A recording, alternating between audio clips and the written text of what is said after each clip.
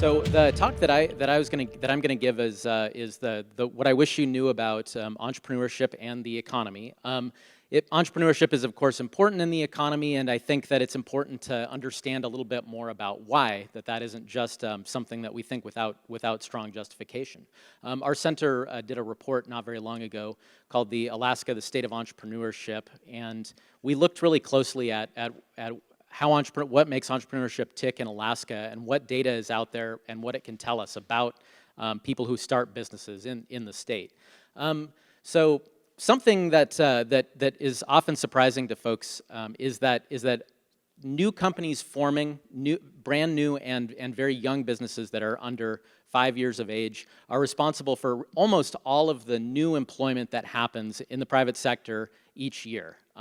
This tends to be a little bit of a surprise because most of us don't work for brand new companies, but we can talk about why this is true. If we don't have new companies forming, we have almost no real net job creation in the private sector, and the reason for that is that there's this process that happens really in the economy as each year, where there's this large number of jobs that get created as businesses are started or as businesses expand, and there's a similar number that get destroyed because businesses also downsize, they also close.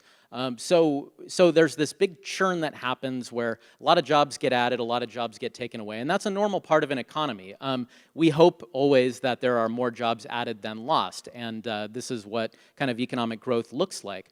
But if we looked only at the established businesses, not the very newest ones, what we'd see is that the number of jobs added and the number of jobs taken away are about equal. It's kind of a wash. That they're really, that for the most part, I mean, you might have, of course, an individual business that is expanding, but as a group, established firms are mostly maintaining their headcount.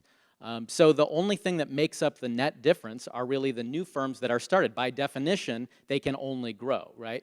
And so that's where we see that job growth coming from. In Alaska, this is a pretty significant number. It's over the years that we looked at, the most recent 10 years of data, this is about 5,200 jobs per year, over 5,000 jobs per year added to the economy. And for some perspective, 5,000 jobs in Alaska is a pretty big deal.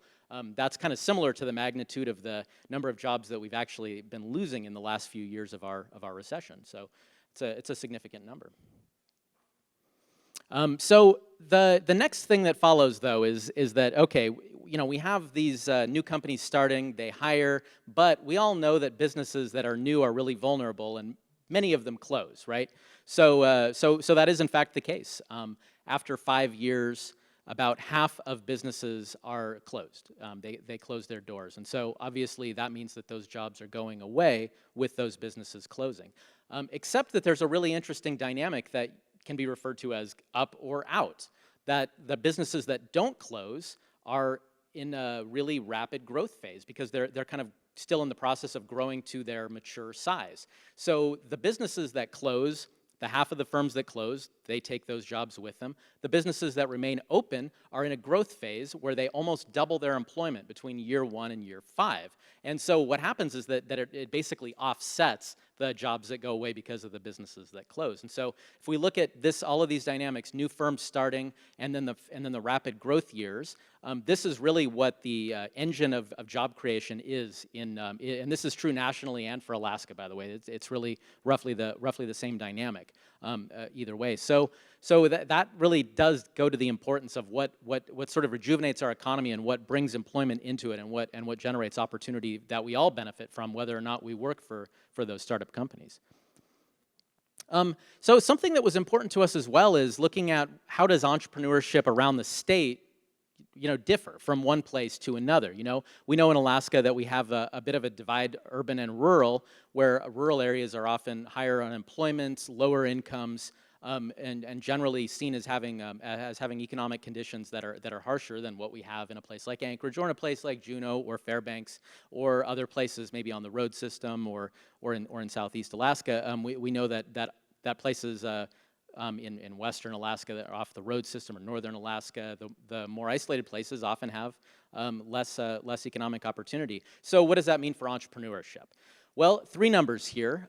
We created a measure that was how many businesses with employees are there in a given area, how, for every 1,000 residents of that area. And there's one place in the state that has an astronomical number of businesses, and that's Skagway. 100 businesses, 103 businesses for every 1,000 residents, which is kind of ridiculous.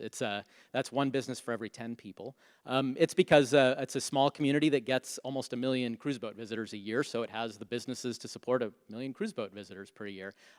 Anchorage is about the same as the statewide average, around 24 businesses per every 1,000 residents, and that's a pretty typical number. But in the Kuzelvac census area, which is in the lower Yukon, in the kind of southwestern part of the state, it's also an area that has usually the highest unemployment rates. There are only 5 businesses for every 1,000 residents. So that's 1/5 of the Anchorage number, or the statewide number, 1/20th of the ridiculous Skagway number. So it shows us that there's both. That's probably both a cause and a consequence of kind of a limited economic opportunity. And how does Alaska as a whole compare to the rest of the country when it comes to entrepreneurship? Well, this is an interesting thing because there's been a lot of, like, in the circles that I run in, there's a lot of debate about this subject, and a lot of people that say things like Alaska doesn't really have a strong culture of entrepreneurship, or Alaskans are not very entrepreneurial, or Alaskans aren't risk takers. And there's another school of thought, of course, that says Alaskans are kind of people that have moved into a frontier, that are individuals and self-reliant and all of that. But so what do the numbers really tell us? So what it looks like actually is that we looked at the Kauffman Foundation data, and they have a number of indicators on entrepreneurship, and Alaska ranks near the very top of all states. We rank 3rd in the country out of the 50 states on the likelihood of an adult person starting a business in any given year. So Alaskans are far more likely than the national average to start a business. Alaskans have a strong propensity to become entrepreneurs. But we rank near the bottom on another measure, which is scaling up. The number of businesses that reach 50 employees after 10 years. So I think David has hit this one out of the park. But very few businesses in Alaska hit that mark. So we have an issue with an ability to start businesses, but not necessarily so much of an ability to scale businesses. And another aspect, so we know entrepreneurs are important, and we've characterized a little bit of Alaska's kind of entrepreneurial climate, but who are the entrepreneurs? It's important to understand what some of the demographics are, some of the characteristics of people that take risks and start businesses. And really, when we looked at the data on this, what we found was that, and maybe this isn't surprising, is that the average business owner is quite a bit older than the national average, is much more likely to be male, and is also generally of European ancestry. So in Alaska's case, about 66% of the state population is of European descent, and around 90% of the business owners are of European descent. Male-owned businesses outnumber female-owned businesses by about 2 to 1, which actually is slightly better than the national average, which is more like 3 to 1 gap between male and female-owned businesses. Things get really interesting when you look at the role of age in entrepreneurship too.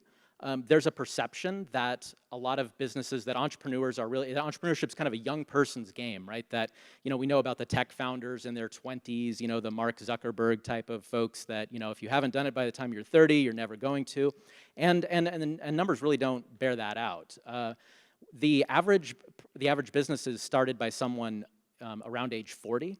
And MIT did a study recently on the very fastest growing fraction of a percent of venture-backed startup companies, mostly tech companies, and found that the average age was 45 years old. So there's a lesson in there about the accumulation of life experience. I think a lot of people that are entrepreneurs came from the industry that they then are leading an enterprise within. So that's something that's pretty important. About half of Alaska's businesses are owned by somebody who is age 55 or older, and only 6% are by someone that is under the age of 35. So, so the age dynamics of entrepreneurship are something that I think are really fascinating. So that is the end of my talk. I'd happily discuss this subject with others. I think I think this is stuff that's really important to understand, and also to dig in a lot more into what drives entrepreneurship and where some of the gaps are found. So I appreciate your time. Thank you very much.